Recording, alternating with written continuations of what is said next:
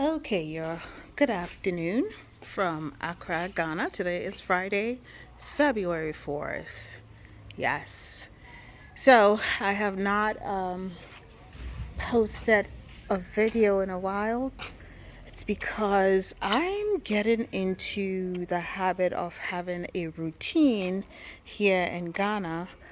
Finally, the last few months has been living almost like being on a long-term vacation, but thankfully I've picked up a project, and at least we're going to be here for the duration of the project. My contract is for a year, and I'm pretty excited about that, which means that we get to stay in Ghana a little bit longer. So, for that reason, the kids are now enrolled in school. They're going to a physical classroom and seeing a teacher, and so on and so forth. So we're rebuilding a habit of, having a routine.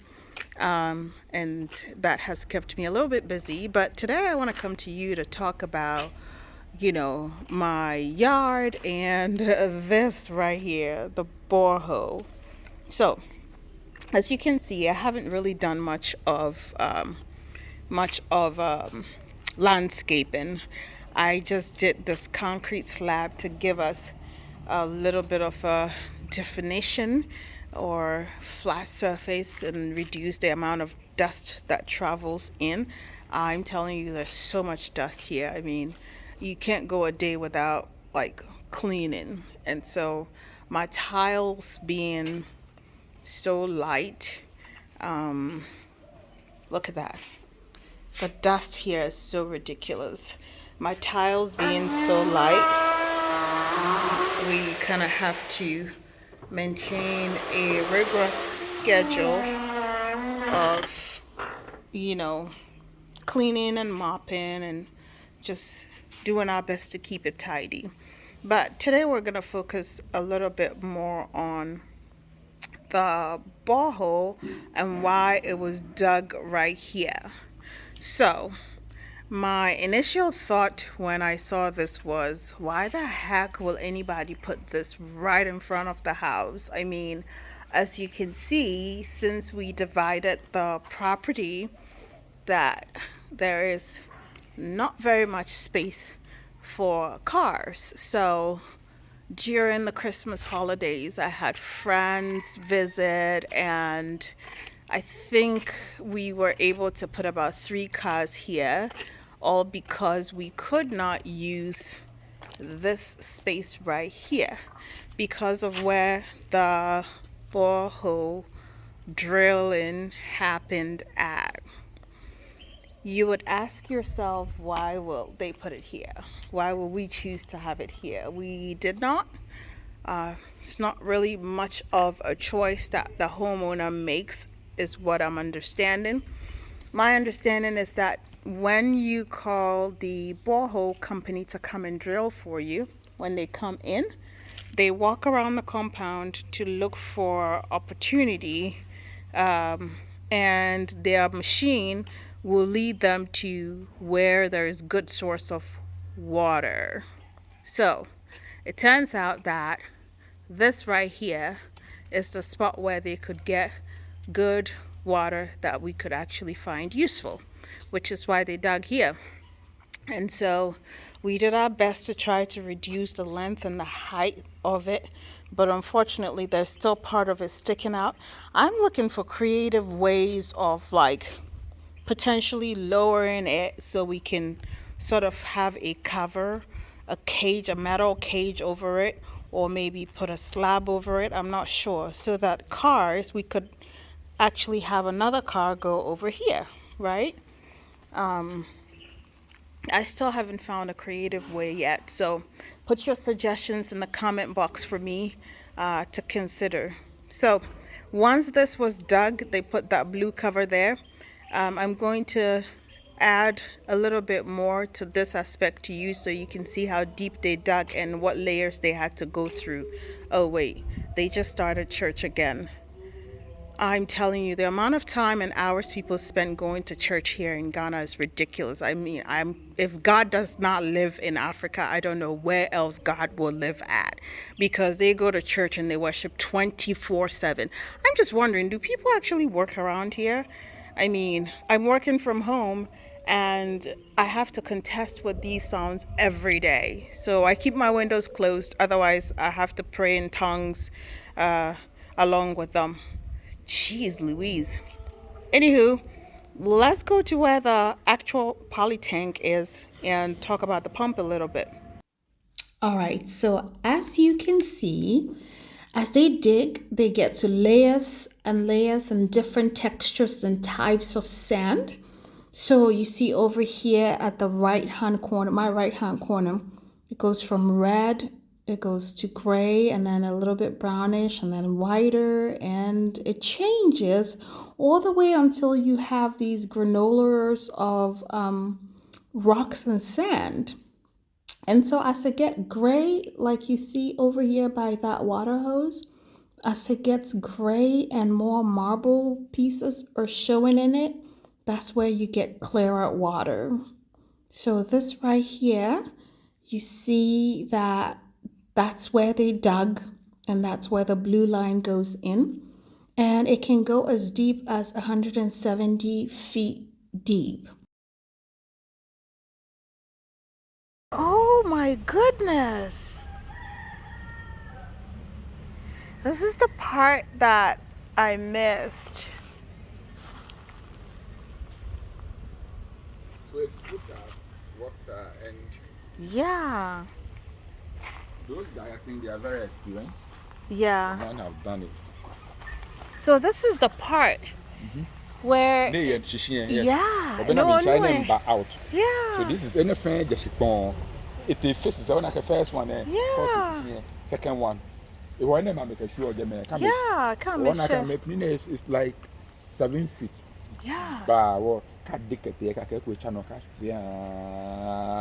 Until they hit water. They hit water. Wow. A bit to more 120 feet Joe. Whoa. Yeah. That is so cool. That's my favorite part.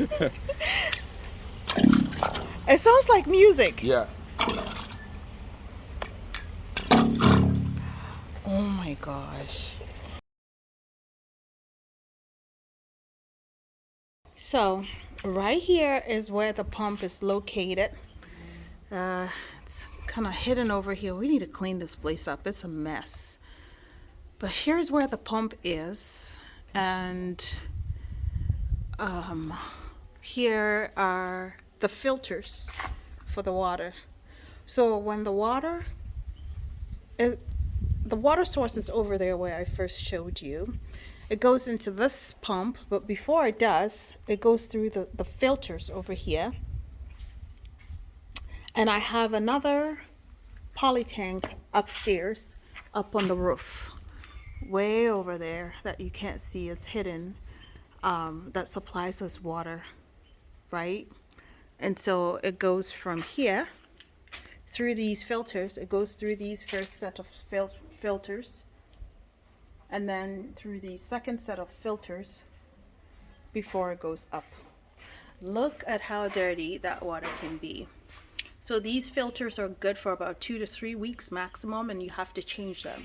And look, these ones are a little bit cleaner, but look at how dirty that water is coming from the ground. So it goes through these 3 ones, these first 3, takes out all the debris from the water. And as you can see from these pumps right here, the water is a little more clearer because I just changed the filters less than a week ago. And so it goes through here before it goes up to the water tank on the roof where it's hidden, where no one can see it. Okay? And each of these filters are like 10 cedis a piece. But I'm learning that there are better filters out there that are blue. And when you use that, oh, the pump just kicked in. And when you use that, it's a better filter than the white ones.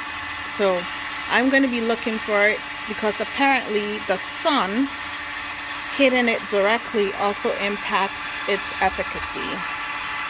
So there you have it. There's the pump right here. And these are the filters that you have to change very frequently. So you could probably still hear the pump in the background, but here is the motherboard for the pump. So it's set on automatic, and it fills the water up to a certain level and it stops by itself, right? So that it doesn't overflow. Because if we don't have this automated, then it wouldn't know when the water is full for it to stop. It might overflow. So to take away the guesswork, we have this automated machine that stops the water every so often. So it's like a pulsation. So it stops it every so often so it doesn't overflow. So there you have it. Once you struck water, then you have to take a sample of your water to the Ghana Water Works company, and what they do is then they run your water through a series of tests to give you a results of the quality of your water. Sodium has been one of the biggest ones that I've heard of, and the treatment for salty water will be the reverse osmosis. The equipment for the reverse osmosis is about 7,000 cedis. So to dig, when the truck comes in to dig, that part is about 11,000 cedis. And then your plumber obviously will do the setup. That's a separate cost. Once the setup is all done and you take the sample in, if you have salt, then you have to have your plumber do the setup for the reverse osmosis. That's another 7,000 cedis. So it can get costly.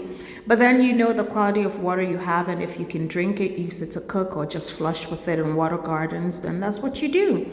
So there you have it about how the borehole system works, and I hope you find this video helpful.